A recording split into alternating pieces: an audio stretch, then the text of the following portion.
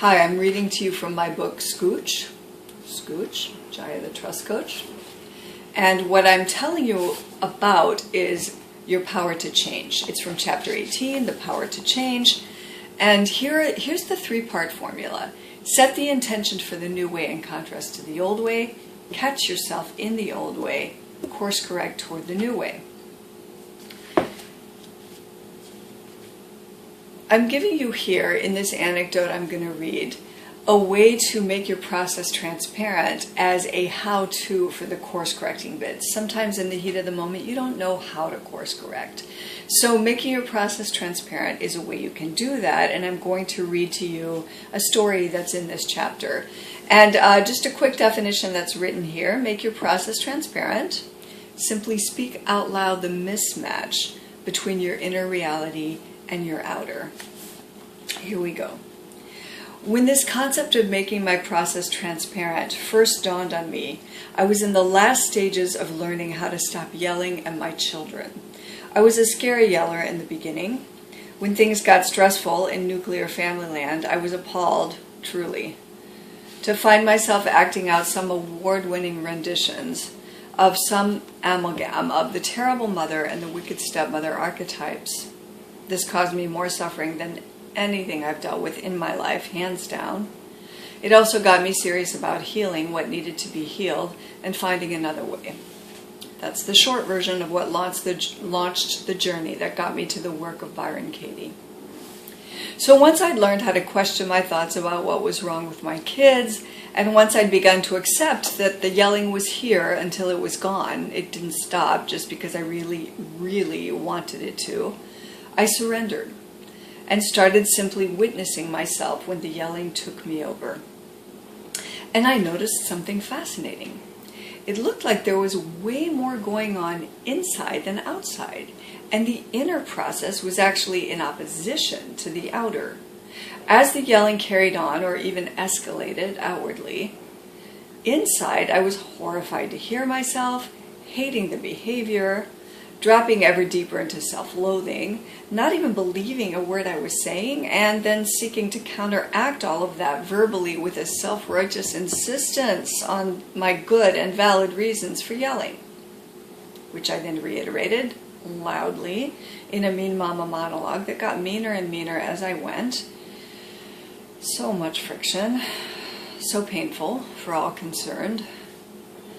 So it somehow occurred to me, in order to interrupt this, to simply speak out loud what was happening internally.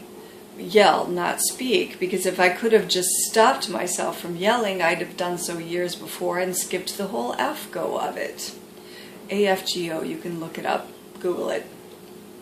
So I kept yelling, but now instead of making the content about what was wrong with them, I switched to a narration of my inner process that went something like this.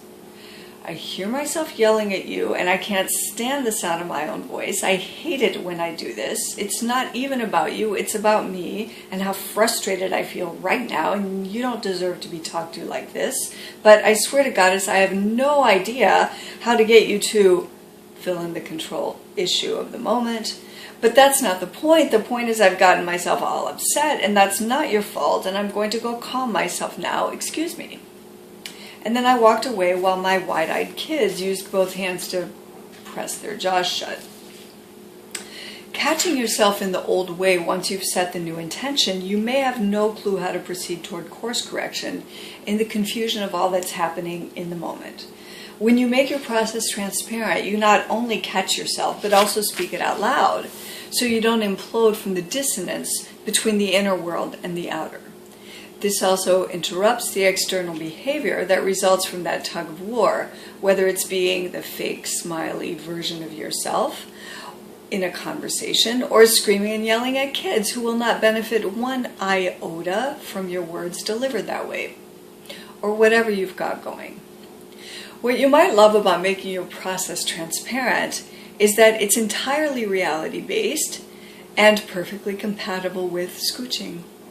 So are these 3 steps toward change. 1, set the intention for the new way in contrast to the old way.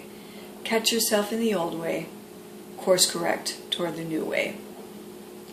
Now I'm going to read you the last two paragraphs of the chapter that follow this anecdote because they explain more clearly how your power to change is part of your personal power.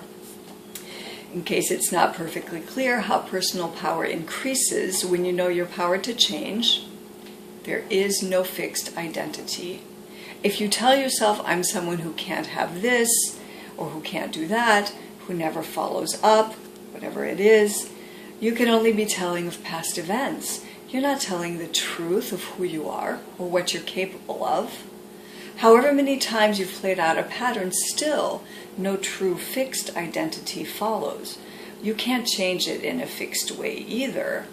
No decision or declaration to be something else will change it forevermore. Change happens only now, each time you course correct toward the new way. You teach yourself what else is possible by stepping into something else now and now and now. What doesn't ensue? You don't get a new fixed identity. You get a new experience. You get to expand. Still, string enough new now moments together, doing it the new way, and you can change your default and have that new preferred experience the majority of the time. Don't teach yourself that you are your negative patterns and limitations. You're a powerful being. You have the power to change.